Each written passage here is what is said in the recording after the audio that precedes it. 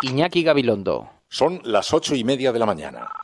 Las 7:30 en la Casa Museo de José Saramago, en Tías, Lanzarote. Buenos días, mundo. ¿Quieres un café?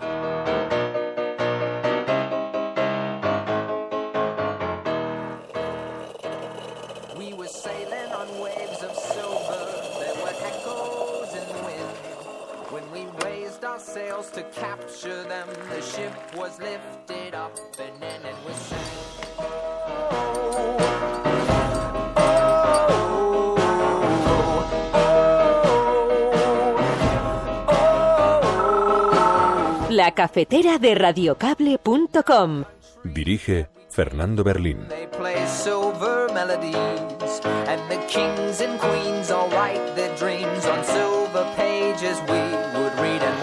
El señor Rajoy agita las banderas para no hablar del multazo, que es de la otra cuestión de la que quiero hablar. Estamos muy preocupados con la situación de las cuentas públicas en España. Creo no. Afirmo que es un hecho insólito esta decisión que ha tomado la delegación de gobierno. Me da también, diría, un poco de pena comprobar que hemos entrado en campaña electoral y que, por tanto, hay una parte de las declaraciones o actuaciones que creo que van a desarrollarse en el próximo mes y medio que debemos entender siempre desde ese punto de vista, con ese enfoque. Ayer, una institución democrática como es el Parlament de Cataluña se ha puesto a disposición de una persona que jamás respetó la democracia, la libertad y los derechos humanos de los ciudadanos. Lo hizo a iniciativa de un partido extremista como es la CUP, ante el cual algunos dirigentes políticos se han rendido. Nosotros no lo vamos a hacer. La presidenta del Parlament de Cataluña no representó, como era su obligación, el sentir de los ciudadanos de Cataluña e hirió los sentimientos de las víctimas y de millones y millones de personas. Estamos muy preocupados con la amenaza de una multa como consecuencia de los incumplimientos del Gobierno en funciones en los objetivos de déficit público. Creo que cuando hablamos de los recursos públicos hay dos condiciones que se tienen que cumplir. Una, que se tiene que ser eficaz en el manejo de esos recursos públicos, y dos, que se tiene que ser solidario. Este decreto ley regula que se prohíbe la muerte de las reses de lidia en presencia del público en los espectáculos taurinos populares y tradicionales en Castilla y León. Es un decreto ley muy sencillo, de un artículo único. Artículo único. Se refiere a las muertes de las reses en espectáculos taurinos.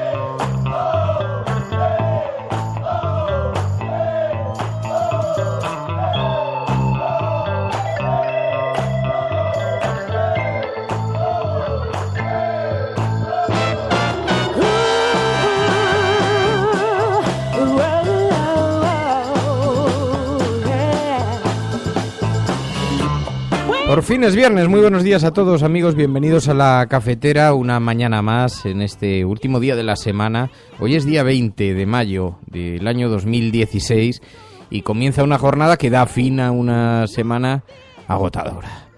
Estás escuchando la cafetera, si lo estás haciendo, no estás sola.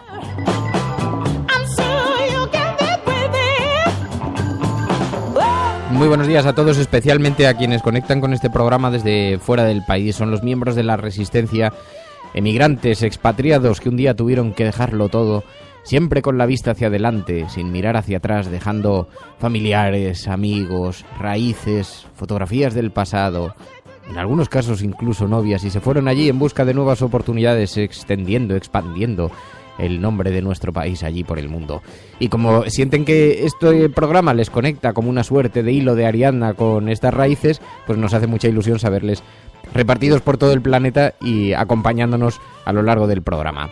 Muy buenos días, María.es. Muy buenos días a todos. ¿Qué tal estás? Muy bien, porque ya es viernes. María.es ha instalado una radio en el coche y lo ha hecho junto a su padre con sus propias manos. Sí. YouTube es una mina de conocimiento. Oye, no pero es que nos me ha hecho falta ni taller, ni mecánico, ni nada. Pero es que me ha parecido fascinante porque yo cambié también la batería del coche con un vídeo de YouTube, y cuando me has contado esto digo, es que lo que está cambiando es que antes para cambiar la radio del coche no se te ocurría ponerte con el destornillador en la mano, lo llevabas a un taller sí o sí, y lo has cambiado, sí señor. Sí, es que, a ver, yo voy con un coche que digamos no es de última generación, ¿no? Y además la radio, solamente funcionaba la radio y tenía cassette, pero ni el cassette funcionaba. Y esto me ha dado la vida, porque yo ahora le puedo conectar mis podcasts y mi música, y la verdad que he venido mucho más contenta. Así que viene a trabajar pudiendo escuchar el programa del día anterior, sí señor, eso nos gusta, está claro muy bien, que sí. Pero sí está más acompañado durante el trayecto de camino hacia la cafetera. Bueno, muy buenos días a todos, bienvenidos, Alexis de Clerer, Eva India, Reiner Bandler, Alicia en Marea, PSV, Gracia Moreno, Libertino Francachela, Detective Salchicha, pero vamos a ver. Me encantan los nombres de usuario. Pero ¿cómo alguien se puede poner de mí Detective Salchicha? Si a eso le añadimos la cachoperra, Detective Salchicha. Un día tendríamos que juntar todos los nombres de usuario y a ver qué historia nos sale. Dios mío. Elena Noruega, Randy Gutiérrez, Johnny Congo,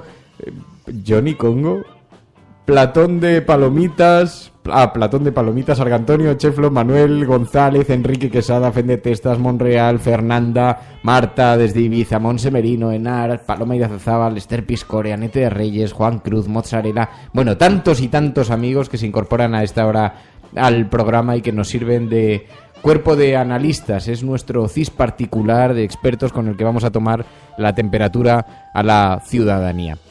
Tenemos muchas cosas de las que hablar, hay algunos asuntos verdaderamente interesantes y además hoy vamos a hablar de un informe que han presentado 4 organizaciones, 4 ONGs, Amnistía Internacional, Fundipao, Greenpeace, Oxfam Intermón. Han presentado un informe sobre las exportaciones de armas españolas. Los datos son aterradores, la cifra en crecimiento permanente, en crecimiento constante. Cuantos más conflictos hay, mejor le va a nuestra economía. Eso es una cosa demoledora, es una lección demoledora. Y han presentado este informe también para que sirva de advertencia a los partidos políticos y se comprometan con un control estricto de la exportación y el destino de la venta de armas, puesto que tenemos algunos convenios internacionales firmados que estamos incumpliendo flagrantemente. Pues bien, se ha presentado este informe, hablaremos con Alberto Estevez, que es portavoz de la campaña Armas Bajo Control, que es uno de los que han elaborado este documento, y le preguntaremos por estos detalles de cómo es esa venta de armas, desconocida venta de armas españolas, que se produce especialmente a conflictos como el conflicto de Yemen. Así que vamos a tener la oportunidad ahora enseguida de hablar con él, y también de alguna que otra cortina de humo, el Toro de la Vega, la visita de Otegi, las esteladas, que hacen que estemos desviando la mirada sobre asuntos trascendentales como la deuda española y la multa que Bruselas nos quiere colocar, pero va a esperar a después de las elecciones. Y para que no se hable de esto, de pronto tenemos un montón de discusiones estériles sobre la mesa, pero que ocupan las portadas de los periódicos. Así que, como veis, el menú para hoy es bastante completo. Escuchas La Cafetera, si lo estás haciendo, eres la resistencia y no estás solo.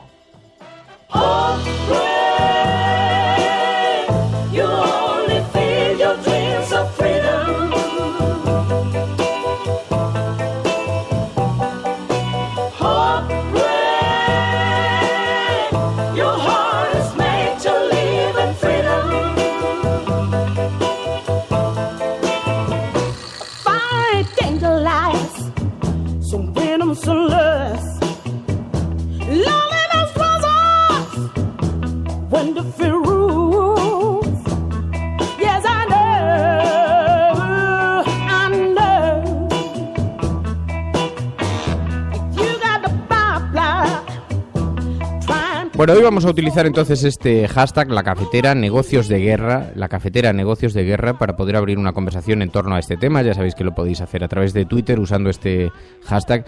También hay un número de teléfono, el 627-002-002, 627-002-002, con un WhatsApp donde podéis dejar vuestros mensajes de audio, enviar vuestras notas de audio con vuestra opinión para que podamos compartirla y conversar a través de estas vías en el programa aquí en directo. Y además nos gusta mucho también cuando se incorpora gente nueva. Nos escriben, cuando nos paraban, ya lo conté el otro día aquí, pero cuando nos paraban en la manifestación del 5º aniversario del 15M, hubo bastante gente que nos decía, oye, soy miembro de la Resistencia, lo que pasa es que no suelo participar, ni por la hora, ni porque me quedo en un segundo plano cuando No, participad, utilizad el hashtag, utilizar los mensajes de audio y haceros visibles para que estemos todos conectados y sepamos. Así que nos gusta mucho conocer además a la gente nueva que se va incorporando también y a quienes no participan demasiado. Nos gusta mucho. Bueno, os decía, hoy en las portadas de los periódicos son temas diversos los que ocupan la portada, aunque hay un tema central, este accidente aéreo, aunque ahora ya se empieza a especular con las causas de un atentado, pero todavía son especulaciones. ¿Sabéis? La desaparición de un avión que viajaba con destino a Egipto, a El Cairo, y que se perdió en el Mediterráneo, en algún punto del Mediterráneo. Dice el periódico El País, Egipto apunta a un atentado como causa de la caída de su avión. El aparato de Egypt Air, que cubría la ruta entre París y El Cairo, giró bruscamente antes de estrellarse. Un Airbus A320 de esta compañía que cubría esa ruta y con 66 personas a bordo. Y es el asunto con el que abren además diversos medios de comunicación. Dice el periódico ABC, Francia se resiste a asumir otro golpe terrorista. El periódico El Mundo dice, el MS-804 giró 2 veces y desapareció de los radares. El periódico La Razón también lleva una fotografía de portada con esta imagen. Los familiares de los pasajeros ayer, tras recibir la confirmación de que la nave se precipitó al mar, dice, Egipto apunta que el Egypt Air cayó al mar por un atentado. Y así lo vemos también en La Vanguardia. Egipto sospecha que el vuelo de París sufrió un atentado.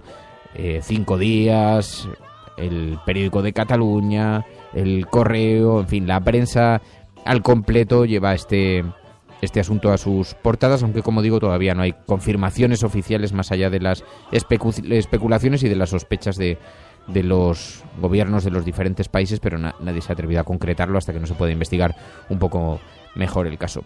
Este es uno de los asuntos centrales, pero hay algunas otras polémicas que vemos que ocupan las portadas. La polémica de las esteladas. Sabéis que en este fin de semana se celebra un importante partido de fútbol, la Copa del Rey, y entonces allí la delegada del Gobierno de Madrid ha prohibido la entrada con unas banderas, con las banderas independentistas, con la bandera estelada. Esto ha provocado una enorme polémica y aquí hay 2 tesis. Yo os digo cuál es la que yo me creo, pero hay 2 tesis. Por una parte, la que maneja la delegación del Gobierno, que ha argumentado que se trata de una medida de seguridad, puesto que la ley del deporte impide introducir símbolos que puedan provocar situaciones de violencia. Y entonces la delegada del Gobierno, en un arrebato que no voy a calificar, ha decidido que la estelada supone una de estas, podría suponer una de estas situaciones, y entonces ha prohibido la entrada de las esteladas y ha provocado una gigantesca polémica en España, especialmente en las tertulias, pero muy alimentada también por el Partido Popular, diversas posiciones dentro del PP. A unos les parece muy bien, otros dicen que quizá ha ido demasiado lejos en la prohibición porque ahora cualquiera va a sacar una bandera. Imaginaros la situación cuando este fin de semana se celebre el partido, la gran aventura de quienes asistan va a ser tratar de colar las banderas. Y hoy una bandera de seda es que no te ocupa ni un calcetín. Es que es evidente que alguien va a colar una bandera, con lo cual los incidentes están garantizados. Así que yo decía ayer, por eso, estamos ante 2 escenarios.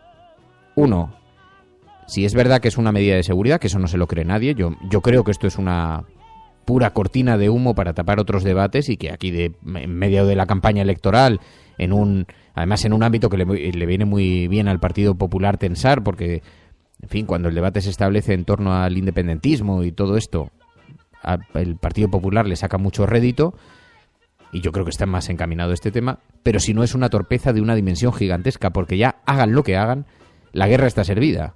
Ahora el conflicto está provocado.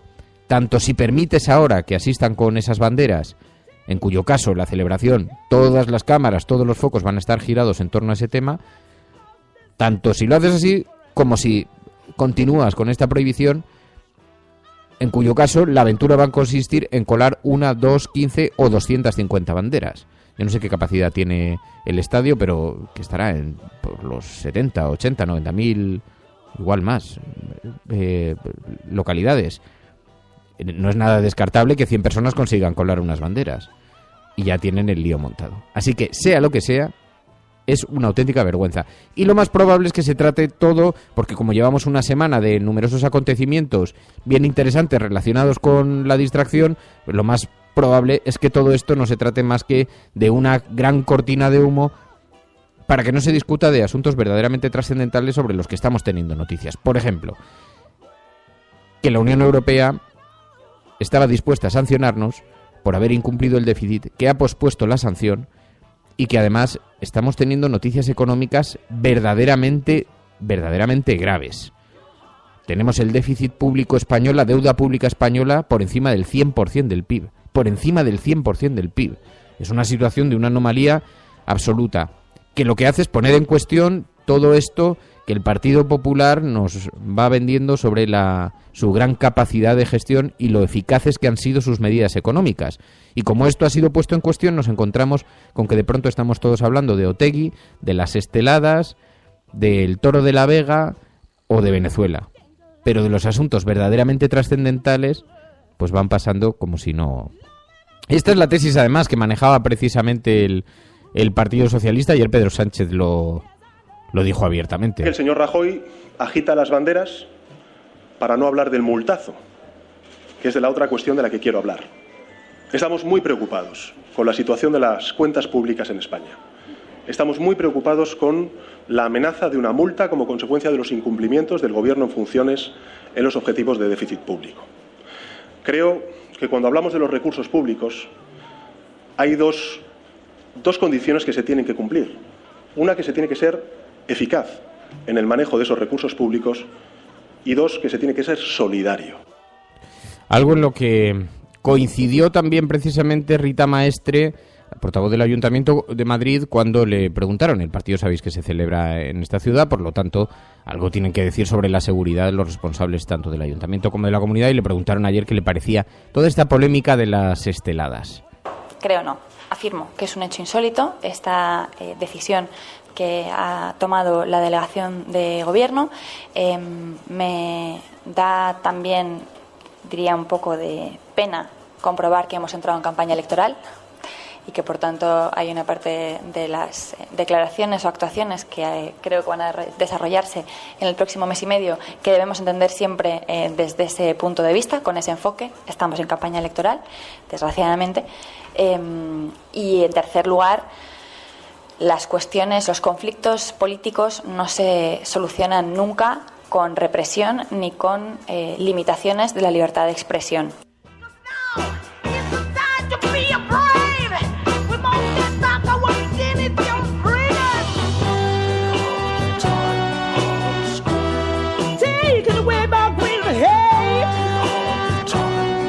Así que la fiesta está servida, todos los debates giran en torno a esto. Se debe impedir, se debe permitir el paso de las banderas, de dónde viene la estelada, quién inició el asunto, y entonces ya con la toma de tensión en la calle, ¿qué le parece a usted que le prohíban llevar su bandera al partido de fútbol? Pues yo la voy a colar, me lo permitan o no, en fin, bla, bla, bla, mucho ruido en torno a este asunto tan agitado por la agenda setting. Y de pronto nos encontramos que, no contentos con esto, como las portadas habían estado muy ocupadas en el asunto de Venezuela, pues de pronto nos encontramos con que ha sido sustituido por el asunto del veto a la estelada. Dice el periódico El País, por cierto, que los expertos rechazan este veto a la estelada, que hay juristas, los juristas que ha consultado ese diario, que dudan de la constitucionalidad de ese veto a la bandera en la final de la Copa. Veremos a ver si además tiene otro recorrido. Pero mientras estábamos todos distraídos con las esteladas y con Venezuela, que estábamos todos muy preocupados antes de ayer, hoy no hay ninguna preocupación en las portadas de los periódicos, de pronto se les ha pasado, pues nos encontramos con que hay una nueva polémica. El Toro de la Vega, prohibido el Toro de la Vega. Este decreto ley regula que se prohíbe la muerte de las reses de lidia en presencia del público en los espectáculos taurinos populares y tradicionales en Castilla y León. Es un decreto ley muy sencillo, de un artículo único. Artículo único. Se refiere a las muertes de las reses en espectáculos taurinos. Es un artículo muy sencillo, por lo tanto, de redacción rápida, de rápida puesta en marcha. Claro, si uno fuera más desconfiado de lo que es, pensaría, ya es casualidad, que en unos días en los que al gobierno de la Junta de Castilla y León se le está exigiendo que demuestre en qué invirtió 8 millones de euros en unos presupuestos en los que pone una partida indeterminada y que consiste en joyas, en asistencia a casas rurales, y se han negado a dar explicaciones, y de pronto nos saltan con este asunto del Toro de la Vega.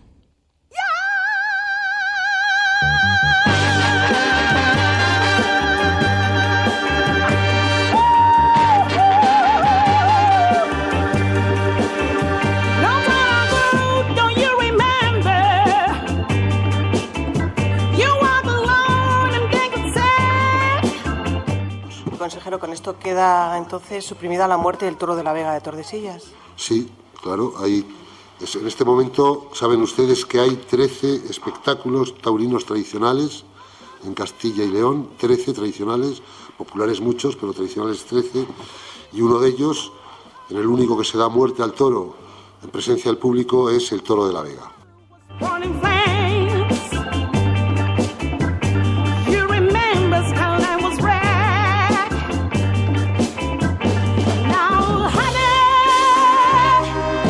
Y aquí, pero claro, necesariamente colocan sobre el tapete un asunto que también es importante y sobre el que hay que hablar, que es evidentemente el Toro de la Vega. Creo que lo colocan con una intencionalidad muy clara, pero no voy a perder yo la oportunidad de no comentar un asunto que me parece serio, porque es cierto que el Toro de la Vega era un absoluto escándalo, era una absoluta vergüenza. Era increíble que hubiera quien lo defendiera. Los primeros, los del pueblo los de este pueblo. A mí me parece una vergüenza, una auténtica vergüenza. Y me parece que además esta es una medida de maquillaje, porque este decreto, rápido y breve decreto, como lo han definido ellos mismos, este decreto lo que impide es la muerte en público del animal. No así el acoso, el asedio, la persecución del animal. Decía, me parece una absoluta vergüenza. Es decir, ¿en qué cabeza cabe que un elemento de diversión consista en perseguir a un pobre animalito que no te ha hecho nada? Y para sortear la ley será tan sencillo como levantar una mampara en el momento en el que lo vayan a lancear, lo vayan a acuchillar. Es una vergüenza, porque el problema no es solamente lo que le ocurre al toro al final. Animales mueren todos los días de formas muy cruentas en todos los mataderos. Cuestión que habría que afrontar, que alguien tendría que tener la dignidad de afrontar en algún momento, en lugar de mirar para otro lado. Así que no es la muerte el elemento más significativo. Lo que es significativo es que todo un pueblo defienda divertirse acosando a un animal. Es una auténtica vergüenza, es un escándalo. Entonces hay algo de maquillaje en torno a una decisión que en realidad hay quien dice, bueno, algo, es un comienzo, estoy leyendo en el chat, y es verdad, algo es algo, de alguna manera esto va a ir muriendo. Es evidente que esta mal llamada fiesta va a ir desapareciendo, porque no hay cabeza humana que pueda defender esto con 2 dedos de educación. Pero claro, mientras tanto, lo que sí vemos es que lo que podría haber supuesto una decisión verdaderamente osada, pues no consiste más que en una operación de maquillaje para tratar de tapar otras polémicas que hay en la Junta de Castilla y León en este momento. Como nos hemos encontrado también una nueva polémica, la visita de Otegi al Parlamento de Cataluña. Ya han aprovechado desde el Partido Popular para colocar todas las cámaras mirando en torno a esto. Ayer, una institución democrática como es el Parlament de Cataluña se ha puesto a disposición de una persona que jamás respetó la democracia, la libertad y los derechos humanos de los ciudadanos.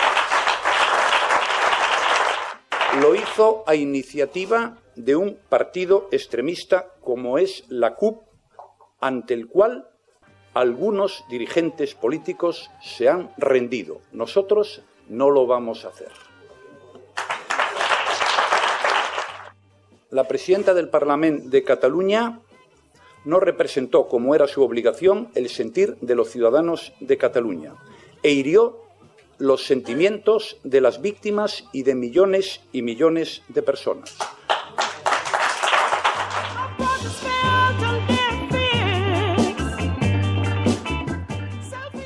Y yo escuchaba esta declaración tan solemne y pensaba, irá a anunciar algo. Cuando decía Mariano Rajoy, nosotros no lo vamos a hacer. Lo que ha sucedido en el Parlamento de Cataluña es un punto y final. Y dices, ya, ¿y entonces? ¿A partir de ahí? No, pues nada, cerramos y pasado ustedes al otro salón que vamos a repartir unos canapés.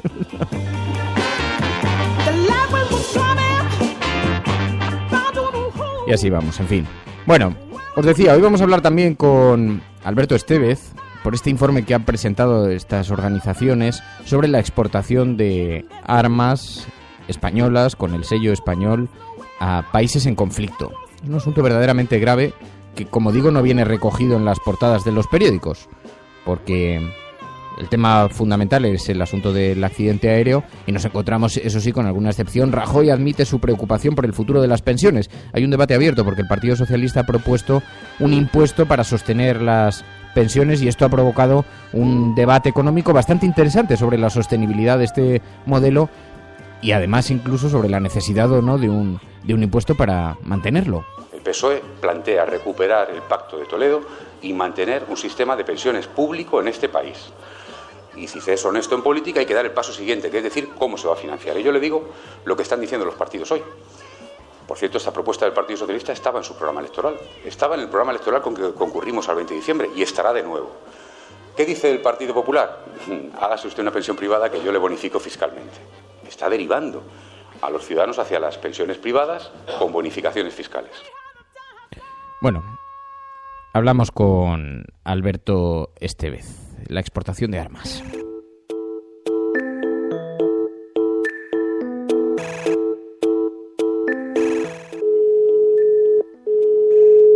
Sí. Alberto. Hola. Radiocable.com. Alberto Estévez, muy buenos días.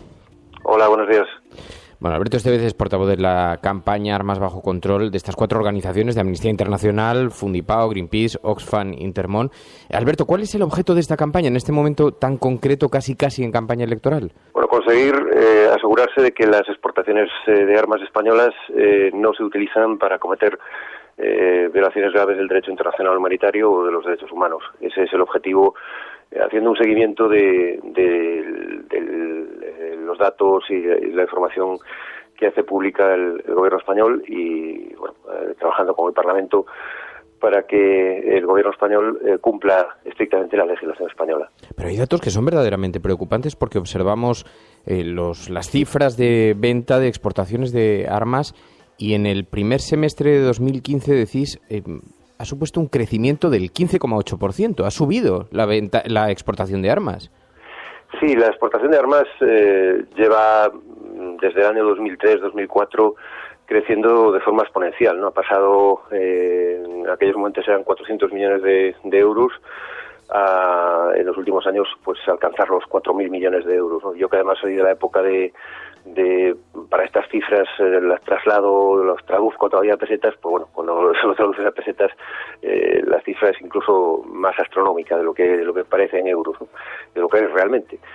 Y esa tendencia se mantuvo en las 2 últimas legislaturas, se ha incrementado, como decimos, en el último año, y bueno, es una cifra importante que sitúa a España, digamos, dentro del top 10 de los principales exportadores de armas, y que lo mantiene en esa 7ª posición, según el CIPRI, un instituto de referencia internacional en la materia, y hace que veamos que constantemente la cifra de exportaciones sigue aumentando y, lógicamente, también sigue aumentando el riesgo de que armas españolas pues se estén utilizando para cometer atrocidades en diversos lugares del mundo. Sí, porque es evidente que las armas se diseñan, fabrican y exportan especialmente a algunos países en conflicto con un objeto muy concreto, no para estar paradas. La prueba está en que casi 1/3 de esas exportaciones, decís en vuestro informe, en este primer semestre de 2015 se destinó a países de la coalición encabezada por Arabia Saudí, los que operan en la guerra de Yemen. Sí, 560 millones de 1.680, ¿no? Y de esos 560 millones, además, la mayoría fueron para Arabia Saudí, casi 450 millones de euros. Básicamente a esos países, a Arabia Saudí, a Qatar, a Bahrein, a Jordania, a Marruecos, etcétera, los integrantes de esa coalición, la mayoría han sido municiones, bombas, torpedos, misiles y cohetes, ¿no? Es material que es perfectamente susceptible de haber sido utilizado en algunos de los numerosos bombardeos de la coalición saudí, que se han utilizado para cometer presuntos crímenes de guerra. Es decir, han sido utilizados por la coalición saudí pues para bombardear mezquitas, edificios civiles que no eran objetivos militares, para bombardear indiscriminadamente a la población civil y otro tipo de violaciones del derecho internacional humanitario. Entonces, lo que le hemos pedido en ese sentido al gobierno español, ya desde finales o mediados del año pasado, cuando ya había indicios de ese tipo de violaciones del derecho internacional por parte de la coalición saudí, le hemos pedido que adoptara dos medidas. Por un lado, suspender las exportaciones y, por otro, que investigara si armas españolas habían sido utilizadas en ese tipo de violaciones del derecho internacional. Ninguna de esas dos peticiones han sido atendidas hasta el momento. El gobierno español insiste en diversas preguntas parlamentarias y en cartas que nos ha enviado a las ONGs en que existen suficientes elementos de control. Nosotros lo dudamos y precisamente en el informe apuntamos algunas medidas que podrían reforzar ese control, ¿no? Porque el gobierno firmó un tratado sobre el comercio de armas, lo ratificó en el año 2014, se cumple, porque se supone que impide vender armas para cometer atrocidades, ¿no? Efectivamente, lo prohíbe muy claramente en su artículo 6, dice que cuando un gobierno tiene información, sabe que se están utilizando pues para cometer violaciones del derecho internacional humanitario graves, tiene que prohibir esas exportaciones, y en otro artículo, en el artículo 7 del tratado sobre el comercio de armas, se establece la obligación de hacer una evaluación del riesgo de las exportaciones que puedan utilizarse para cometer violaciones graves del derecho internacional sobre derechos humanos, es decir, para torturas, ejecuciones extrajudiciales y otro tipo de violaciones graves de derechos humanos. Eso el gobierno dice que lo está haciendo. Nosotros sabemos que el método para evaluar ese tipo de operaciones y analizar el riesgo de uso indebido de las armas no es el más adecuado, y le hemos hecho diversas recomendaciones para que mejore ese sistema de análisis de riesgo. Estamos esperando que lo ponga en práctica y esperamos que los partidos en la próxima legislatura aprovechen la oportunidad que nos da un nuevo Parlamento para impulsar esas medidas y que se mejore la transparencia y se mejore el sistema de control. ¿España qué posición ocupa en el ranking de exportadores? Pues es un ranking que normalmente en los últimos años ocupa en torno al 7º puesto, ¿no? Ha variado, en ocasiones está en el 6º, en el 8º, pero en los últimos 10 años se mantiene en esas posiciones, ¿no? En torno al 7º puesto. Y normalmente se come o se encarga de en torno al 3,5% fue en este periodo último, pero normalmente es en torno al 2,5-3% de la tarta el comercio de armas anual, ¿no? Y claro, con ventas a países como Colombia, Egipto, Brasil, Irak, Pakistán, Israel. Es decir, que estamos en los lugares más sensibles del planeta, ¿no? Sí, no son solo ya países implicados en conflictos, como pues los que tú apuntabas, Colombia o Irak, o ahora en el caso de la coalición saudí en Yemen, sino que también se envían determinados tipos de armas que son perfectamente susceptibles de ser utilizadas en la comisión de torturas, de ejecuciones extrajudiciales, de desapariciones y de otro tipo de violaciones graves de derechos humanos. Sabemos que el sistema español no es suficientemente adecuado para evitar cosas tan flagrantes como, por ejemplo, en el 2014 la exportación de munición española, de dos empresas españolas, a Camerún, que luego esa munición fue desviada y acabó en el conflicto de la República Centroafricana en manos de una de las milicias que en aquel momento operaban en el país. Por lo tanto, hay muchas cosas que mejorar, los partidos tienen muchos deberes, es un año importante porque se cumplen ahora ya casi 9 años de la entrada en vigor de la ley española, que tanto esfuerzo costó por parte de Amnistía, de Greenpeace, de Intermón y de Fundipau y de otras organizaciones para que se aprobara, y es un momento importante para reforzar esos controles y acabar sobre todo con algo que hoy en día en la era de la transparencia pues choca mucho, ¿no? Y es el hecho de que el gobierno sigue considerando secretas desde el año 87, es decir, que ya ha llovido hace casi 30 años, las actas del organismo que se encarga de autorizar las exportaciones de armas. En estos momentos ni siquiera los parlamentarios pueden acceder a las actas de esa Junta Interministerial, y ahí está la clave de cuando toma las decisiones esa Junta, de los elementos que tiene en cuenta para saber por qué o no considera que hay que autorizar o denegar una exportación de armas. Es hora ya de cambiar esta dinámica. Pues Alberto Estevez, Alberto, te agradezco muchísimo que hayas atendido esta llamada. Muy buenos días y muy buena suerte. Muchas gracias a ti, Fernando.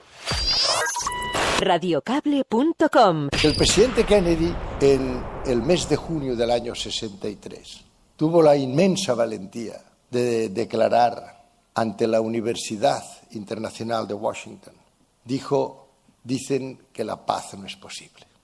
Me dicen que el desarme no puedo hacerlo. A partir de ahora voy a hacer un desarme progresivo. Esto era en el mes de junio. Ya saben ustedes lo que le pasó en el mes de noviembre. Cómo le pasó a su hermano, Roberto. Cómo le pasó a Martin Luther King. Cómo le pasó a Gandhi. Cómo le pasó a Isaac Rabin.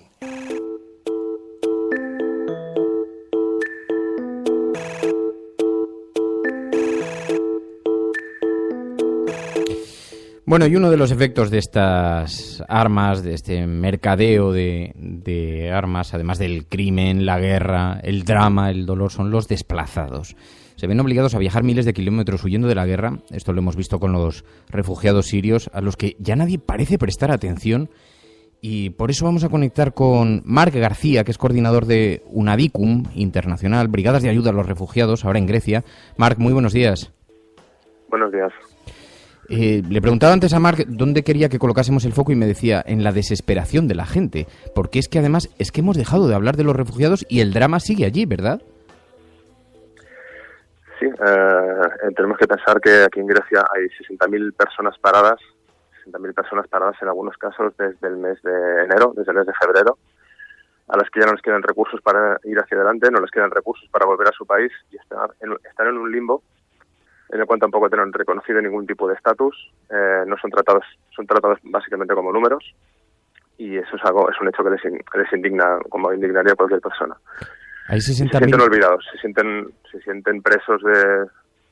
Eso lo ves incluso en los dibujos de los niños, que son muy elocuentes.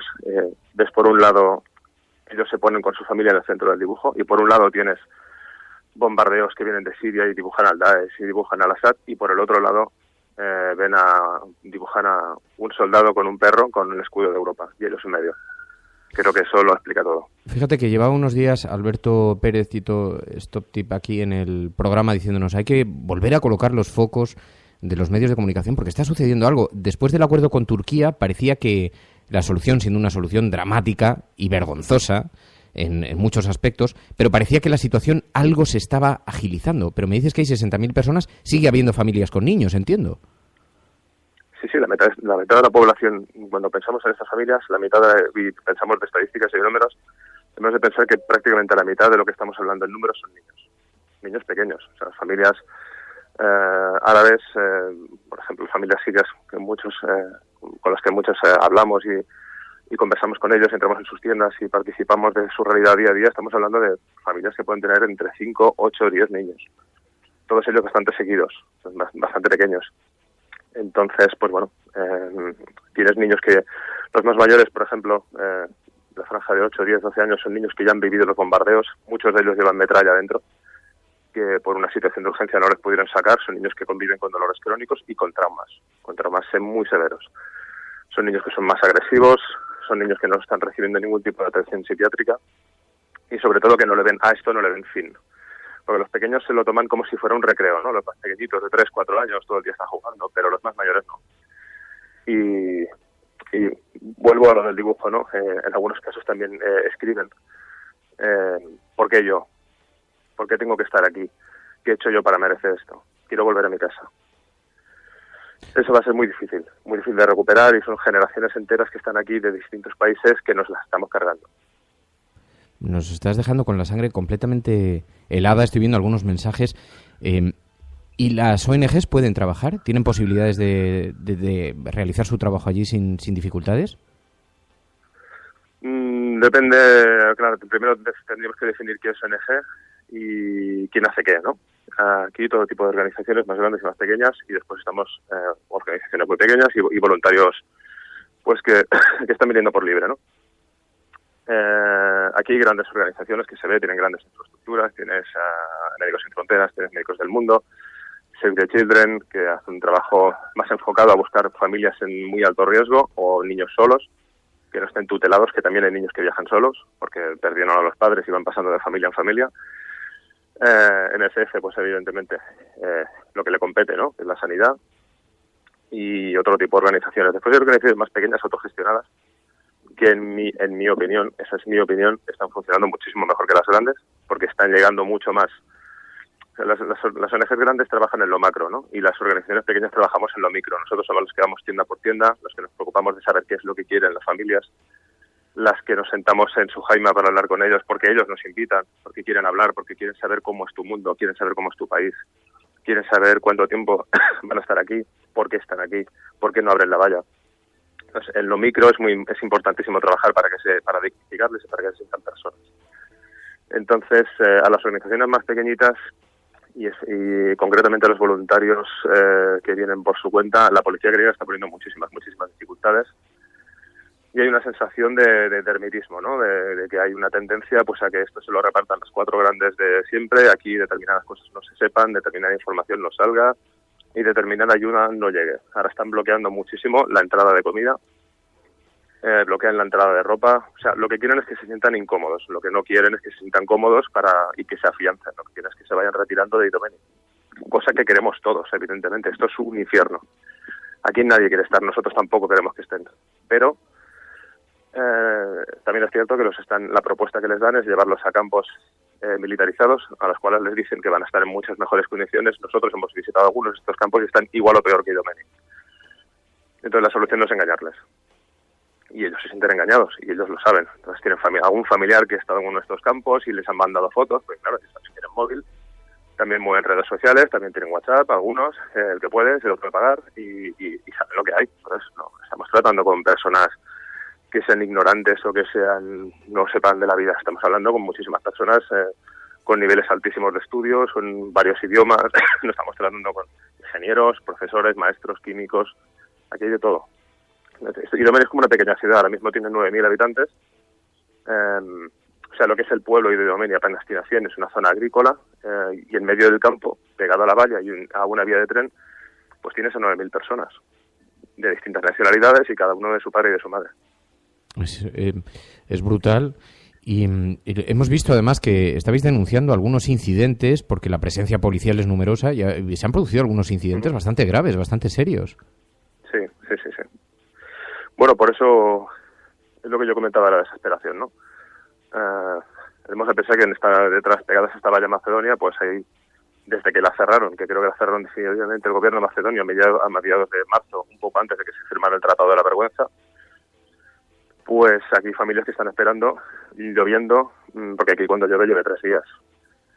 Esto es una zona con una tierra, es una arcilla roja, que no traga agua ni a la de 3. Entonces aquí se hace un pantano gigante, las tiendas acaban flotando, eso es un día, otro día. En el mes de febrero y marzo, debido a la cantidad de agua y debido al frío, había amputaciones de dedos de los pies. Pasan hambre, pasa el frío, pasan calamidades, y bueno, así llevan 2 o 3 meses. Por eso yo entiendo la crispación, entiendo que la gente esté desesperada y entiendo cualquier cosa. Evidentemente no justificamos la violencia ni la justificaremos nunca, pero yo entiendo que la gente diga no puedo más y ya no tengo nada que perder. Porque ya no puedo volver a mi país porque no tengo dinero, no puedo ir hacia adelante porque no tengo dinero y la documentación también la perdí y solo tengo un papel escrito en griego que no sé lo que pone. Entonces, en muchos casos, sobre todo en jóvenes de edades entre 18, 19, 20, 22, ¿no? Que son de sangre más caliente, pues son los que acaban explotando. No, pero es que es una cuestión de sentido común, vamos, el que no sea capaz de entender común, o sea, que la desesperación desemboca necesariamente en el conflicto y mucho más cuando van acompañados de niños pequeños. Es que las imágenes, vamos, son absolutamente demoledoras. El que no entienda esto es que es absolutamente ciego, ¿no? Pero... Claro, y lo que no podemos permitir es que tampoco se le dé la vuelta a la situación, como a algún medio que saca fotos de bueno, que esta gente que son violentos y que mira, que están aquí con palos y no, lo que están es desesperados. Por eso quería enfatizar en el tema de la desesperación. Hay que estar aquí, hay que verlo, hay que mojarse y si no se puede, hay que hacer un esfuerzo por entenderlo. Cuando una persona viene huyendo de una guerra y se encuentra aquí otra. Se encuentra una Europa que pensaba que le iba a ayudar y se encuentra una valla llena de pinchos y si intenta acercarse tienes a la policía de Macedonia gaseándote y si no la policía griega. Y si no tienes helicópteros sobrevolando y si no el ejército griego que tuvo la genial idea de coger unos cuantos cazas de la aviación griega y sobrevolar todo el campo de Idomenia a baja altura para asustar a todas las familias y que todas las familias se den corriendo. Hay muchísima gente traumatizada que viene huyendo de la guerra de Siria y las niñas, los niños salían corriendo, se metían en sus tiendas y no salieron en días. Porque pensaban que iban a volver a bombardear. Eso lo ha hecho aquí el ejército griego. O sea, encima someterlas a este tipo de tortura ya es, bueno, yo creo que falta hasta definición. Es una auténtica vergüenza, es un escándalo. Te pido, Marc, te agradezco muchísimo esta llamada. Te pido que seas nuestros ojos allí, que sepas que tienes abierto el programa para lo que necesitéis y es escalofriante lo que está ocurriendo y la indigna mirada de Europa hacia otro lado como si no ocurriera nada y solo despertando la conciencia ante la fotografía del niño Ailán y volviéndose a caer en esta anestesia generalizada y es una auténtica vergüenza. Tenemos a 60.000 personas en unas condiciones deplorables en el corazón de Europa que tanto presume de solidaridad. Marc, te lo agradezco de corazón y te pido de verdad que mantengamos el contacto y que refresquemos esto con cierta frecuencia porque no lo podemos consentir. Te lo agradezco muchísimo, Marc, por que hayas participado y por el trabajo que hacéis allí, desde luego, sin ninguna duda. Un abrazo muy fuerte, Marc. Gracias a ti, Fernando.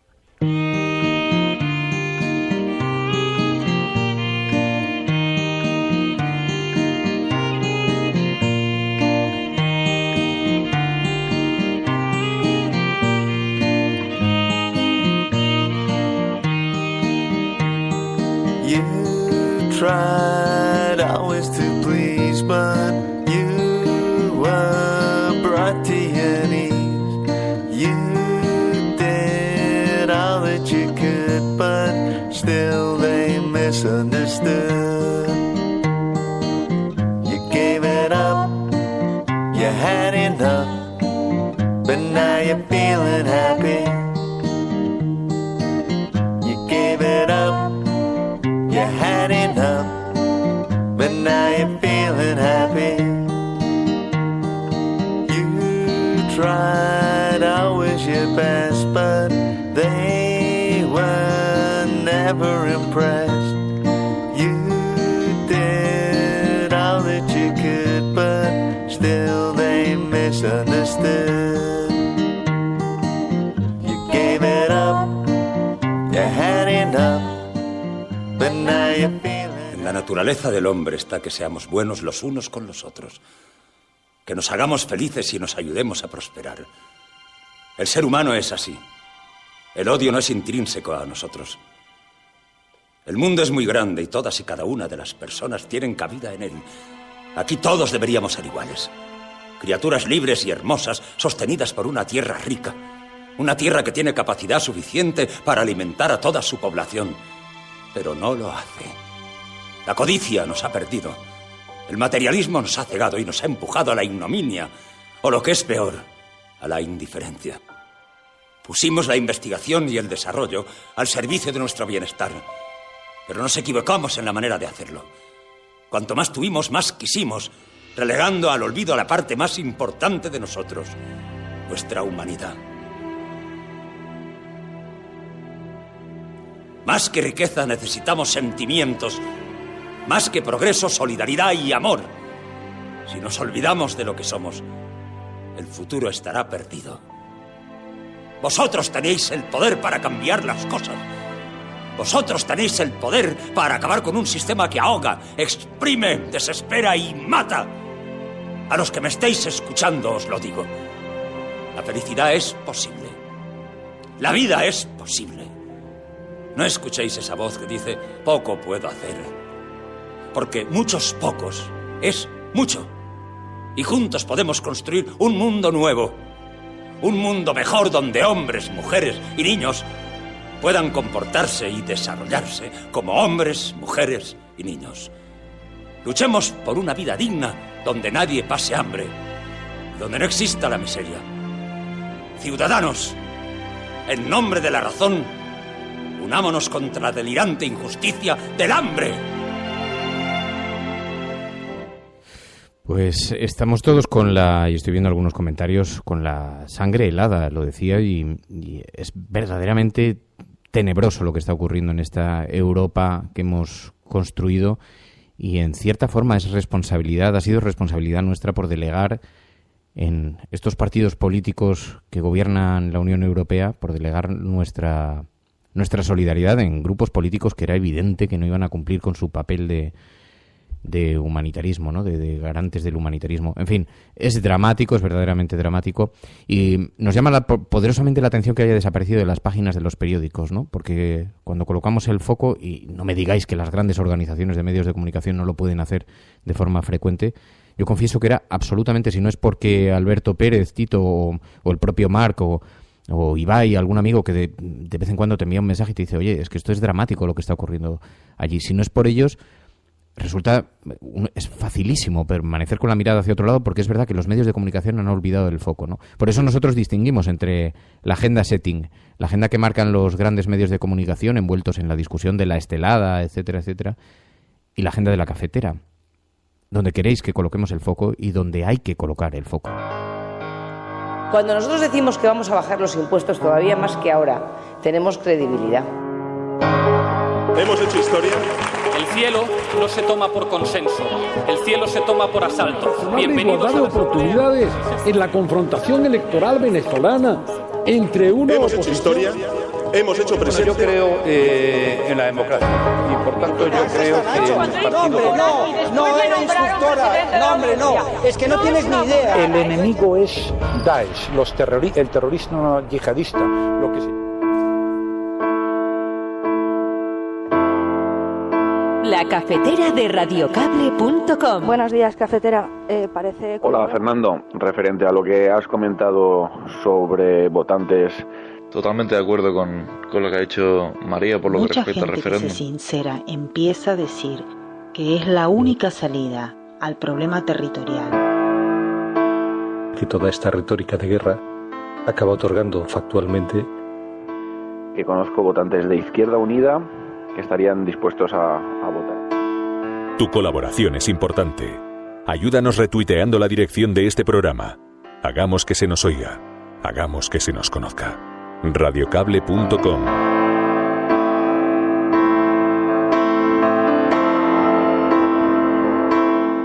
Buenos días, Fernando. Buenos días, Resistencia. Dado la tragedia de todo lo que estamos hablando, creo que sería muy conveniente exigir, antes de que empiece la campaña, a los partidos políticos, y podemos hacerlo desde aquí, que se pronuncien sobre las armas y sobre los conflictos, no con un brindis al sol, sino con propuestas reales. Y es que muchas veces los partidos políticos se oponen a muchas cosas de manera general, pero no aportan una solución clara. Y ya que estamos, aprovecho para decir que había una quedada pendiente en el Palacio de Cristal del Retiro, y podríamos hacerla, pues, aprovechando el buen tiempo ahora, alguna mañana. Ahí lo dejo. Para mí estaría bastante bien que fuera un viernes como hoy. Dejo la propuesta. Saludos, Resistencia. Feliz fin de semana. Pues a mí me encantaría, y lo que pasa es que luego... yo es que he sido muy mal organizador toda la vida de cosas. Entonces... me encantaría un gran encuentro, porque además es verdad que tenemos que cogernos las manos y que tenemos que mirarnos a los ojos y con la audiencia, ¿no? Y que tenemos que juntarnos en algún momento, aquellas personas que puedan, otros que están fuera del país o que escuchan el programa a distancia o que prefieren estar en sus casas, pues obviamente no, pero sí que hay algo de... Tenemos que llevar a cabo eso, pero es que me siento incapaz de organizarlo, así os lo digo, porque siempre decía, bueno, con el aniversario de Radio Cable hay que organizar una gran fiesta o organizamos unos premios o algo, y me ponía delante de la hoja y digo, bueno, pero es que tú sabes el movidón que es eso, así que para organizar una quedada clandestina necesitaría de la ayuda de los oyentes, pero en este momento vamos a esperar un poco, porque solo de pensarlo me entra pánico, así que vamos a esperar un poquito a vernos con más fuerzas, pero en todo caso, y respecto a lo que decías, tienes toda la razón, deberíamos exigir a los partidos políticos que se pronuncien antes de las elecciones para saber cuál es su posición sobre estos temas, que son temas capitales, más allá de saber esos temas tan interesantes sobre la estelada y demás, ¿no? Y Venezuela, etcétera, etcétera. Pero bueno, el caso es que María va recogiendo las noticias, algunas están relacionadas con temas de gran peso, otras son noticias más ligeras, y hay algunos temas, por cierto, que no quiero que se me escape, porque Kake Rodríguez también, que es, como sabéis, oyente de este programa, y vive muy cerca del depósito de este depósito clandestino de neumáticos que salió en llamas, salió ardiendo la semana pasada, y Kake sigue sufriendo todavía los efectos de esta quema de neumáticos, aunque las autoridades dicen que ya allí se puede vivir perfectamente sin ningún problema, y nos iba enviando informaciones que van surgiendo enormemente preocupantes, por ejemplo, sobre el tipo de detectores de contaminación que se han colocado, que no están preparados para detectar el tipo de compuestos que emite un incendio de neumáticos, por ejemplo, ¿no? Y algunas cosas, y estar sometida y con las autoridades, pues eso, si no ausentes, mirando para asuntos absolutamente accesorios, ¿no? Kake, nos interesa mucho que nos sigas enviando información para ver cómo estáis los vecinos allí alrededor y poder colocar de vez en cuando el foco, además de otros muchos asuntos que nos enviáis y que va recogiendo María aquí. María. Sí. La verdad es que después de escuchar el testimonio que hemos escuchado de Marc, todo queda un poco bastante relegado en la actualidad, ¿no? Porque han sido un testimonio, la verdad, que escalofriante. Pero bueno, dentro de la agenda ciudadana también hay pequeños temas que también pueden ser muy grandes en la agenda de los ciudadanos. Nacho Cue nos dice, esto es una información importante y preocupante. Y es que un 20% del territorio español ya se ha desertificado y un 1% está degradándose, según concluye un estudio del CSIC. Por otro lado, nos dice Ángel Trianero, macabra manipulación, y nos envía una noticia de Infolibre que titula Canal Nou manipuló las informaciones sobre el accidente de Metro de Valencia. El informe de la Unión de Periodistes Valencians sobre el tratamiento del accidente de Metro de Valencia del 3 de julio de 2006, en el que murieron 43 personas y resultaron heridas 47, concluye que se manipularon las informaciones en el ente y señalan: podemos afirmarlo porque hemos podido comprobar que se han distorsionado y ocultado una buena parte de los datos publicados sobre la investigación. Volviendo un poco también a temas que sí que tuvieron alguna trascendencia, y aunque a lo mejor no sean temas de especial calado, como por ejemplo lo del toro de la Vega, me ha parecido curioso el debate, pero el debate ciudadano, ¿no? Porque Ángel Trianero, que confiesa ser taurino, dice que es una justa decisión que la Junta de Castilla y León prohíba matar al toro de la Vega. Sin embargo, Bati el Blau se encuentra más escéptico, ¿no? Y nos dice, ojo, la noticia dice que se prohíbe la muerte, no dice nada de la tortura. Y por otro lado, Maconi 1 nos comparte algo que ayer fue trending topic. Algo que en un principio no tiene una trascendencia, esperemos que no tenga una trascendencia en la sociedad española, pero bueno, es algo curioso. Y es el imperio gay del que hablaba el obispo de Valencia, que ayer defendía a la familia cristiana ante el imperio el imperio gay, y el feminismo, decía. Así alertaba, según él, de la escalada de dirigentes políticos contra la familia. Es una opinión que ahí está. Y para finalizar, quería finalizar con algo bastante trascendental, al menos de cara al 26 de junio, y es lo que dice Berka, que nos envía una noticia de EFE. Y es que Compromís pide en la Comisión Europea instar a España a garantizar el voto de los emigrados. En las últimas elecciones generales se quedaron sin votar más del 90% de los inscritos en el censo de migrantes españoles. Esperemos desde aquí, desde la Agenda de la Cafetera, que al menos esto no vuelva a ocurrir. Claro, me dice, ahora levántate y piensa. La verdad es que... Pero esto ha sido porque hemos empezado muy atropellados el programa. Me dice, acabo de darme cuenta de que el hashtag de la cafetera hoy es la cafetetera negocios de guerra. Y es que efectivamente me he equivocado, Mary. Me he equivocado al poner el hashtag en el inicio y por eso, claro, decíamos que raro que lento sube hoy el hashtag, y es porque la gente estaba utilizando la cafetera y no la cafetetera. Pero bueno, mira, ha salido un juego de palabras bien divertido. Ha sido completamente desintencionado y es más, volveremos a utilizar la cafetera porque si no vaya una confusión, pero ha sido un pequeño problema. Es lo malo de tener dedos de madera.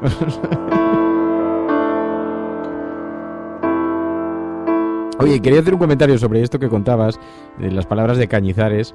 Han provocado una polvareda bastante interesante. Me hace gracia la Iglesia Católica, especialmente algunos miembros de la Iglesia Católica, porque hay algún aperturista, y si veis la Iglesia Roja de aquí de barrio, que atiende a inmigrantes, a gente sin hogar, y nada que ver con lo que estamos acostumbrados a entender con la Iglesia Católica, pero la Iglesia Católica, estas líneas que lanza de moralidad, claro, os contaba un día que yo estuve leyendo un libro fantástico, muy interesante, de Edward Fax, sobre la historia de la moral sexual. Y entonces cuenta la evolución que ha sufrido la Iglesia Católica en diferentes siglos, concretamente en el Renacimiento, que no solamente era enormemente aperturista, sino que es que incluso llegaba a ser verdaderamente brutal sus conductas sexuales. Y cómo, dado que se trataba de una organización que gestionaba los recursos de la ciudadanía, venía a ser como el sustituto a lo que hoy conocemos como los gobiernos, pues entonces la Iglesia Católica, por una cuestión puramente de control de natalidad y de salud pública, se inventa una serie de normas morales que atribuyen a Dios sagrado, y entonces a partir de ahí las imponen en la ciudadanía. Y eso se ha ido manteniendo, pero se ha ido olvidando los antecedentes, de dónde venían. Y entonces ayer, repasando la historia, decía, claro, si alguien recordase que el Papa Sixto III fue juzgado por los propios eclesiásticos por seducir a una monja, o que Sergio III, que asesinó a su predecesor, que tuvo un hijo con un amante adolescente 30 años más joven, que era una prostituta, la prostituta Marocha, con un hijo ilegítimo, que luego pasó a ser el siguiente papa, o de Juan XII, que con 16 años fue acusado de acostarse con sus 2 hermanas y murió por el martillazo del amante de una de ellas. En fin, y vamos así hasta Alejandro VI, que en el Palacio Pontificio organizaba grandes orgías de caballos, animales y personas para que la gente asistiese, y que incluso se le recuerda por haber organizado una cena depravada en la que unas mujeres iban desnudando lentamente mientras ellos cenaban y tiraban castañas al suelo para que ellas las recogiesen. En fin, si vemos la moral sexual de la Iglesia Católica a lo largo de los siglos, cómo ha ido variando, cómo ha ido cambiando, y que ha ido encubriendo este asunto de la moralidad divina en un asunto que básicamente tenía razones y tenía un fundamento que estaba más relacionado con la salud pública y con otras cosas, ¿no? Y con las propias herencias de la Iglesia Católica y de las tierras de la Iglesia Católica. Así que un día daría para hablar de esto en profundidad, pero yo le diría al señor Cañizares, uno, que revisase su propia historia, y otra, que fuera un poquito más cauto, no vaya a ser que empecemos a hablar todos de cuáles han sido las aficiones de los palacios pontificios, ¿no? Estás escuchando La Cafetera, y si lo estás haciendo, no estás solo.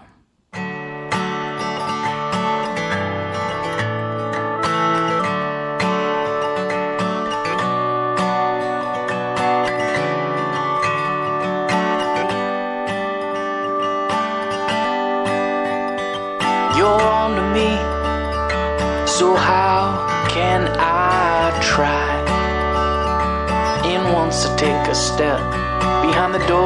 Dice Ara, no me digas, Radio Cable, que ha sido un error lo del hashtag la cafetetera negocios de guerra, la cafetetera. Bueno, a veces pasa, somos humanos y las perfecciones se las guardamos a Mariano Rajoy. En fin, bueno, nos vamos a marchar, volvemos el lunes. Nos habíamos comprometido los viernes además a hablar de la prensa internacional, lo haremos el lunes. Habíamos hablado también, además, de hablar todos los viernes con Alberto San Juan. Hoy no era posible porque Alberto San Juan se encuentra de viaje, precisamente porque está realizando una representación fuera, pero volveremos a recuperar un poco las dinámicas normales Y en todo caso, bueno, como este es un programa que gobernamos nosotros mismos, nos podemos permitir llamarle La Cafetetera si nos sale de ahí, o hablar de lo que queramos. Estás escuchando La Cafetetera, y si lo estás haciendo, no estás solo. Mary, que pases un buen fin de semana. Estoy viendo ya cambiar el nombre, La Cafetetera. Pues el nombre es bastante bueno, debo decir que no ha sido intencionado, pero tiene... Café y té, ¿no? Café y té tiene bastante gracia, porque de hecho hay algunos oyentes del programa que insisten en que ellos no son bebedores de café, sino más bien de té, y entonces en esto pues... Igual así ampliamos horizontes, ¿no? A más audiencia, a los del té y a los del café. Es posible. Bueno, Mamen Páez, Chanante, Luke Val, GR, Ángel Trianero, Elena Noruego, Josefina Valencia, Hardy Useful, Rojo Cabreado, Fernando Sanz, Monse Merino, Carmen Quintana, tantos y tantos amigos de este programa. Os dan las gracias por la compañía, os saludan y os desean que paséis un buen fin de semana. Volveremos la semana que viene. Por cierto, Mary, que sepas que habíamos estado hablando aquí en el programa de entrevistar. Claro, es que ya no me atrevo a sacar el tema porque además estamos a unos segundos de marcharnos. Pero como se me ocurrió la feliz idea de decir que podríamos entrevistar un día a Marna Miller, a la actriz porno, contestó por internet, por Twitter, diciendo que le encantaría estar en el programa, y se ha creado un debate sobre la pornografía, si es machista o no es machista. Se ha creado ahí un lío que habrá que afrontar un día aquí en el programa. ¿Te quedas callada, no? Te lo digo. Bueno, un día hablaremos con Marna Miller no sé qué decir, la verdad, en el programa, y dejaremos que la gente debata sobre el asunto y lo colocaremos en un plano educado, sosegado como siempre en el programa, pero interesante. Genial. Bueno, muchísimas gracias a todos. Pasadlo bien, disfrutar del fin de semana. Adiós.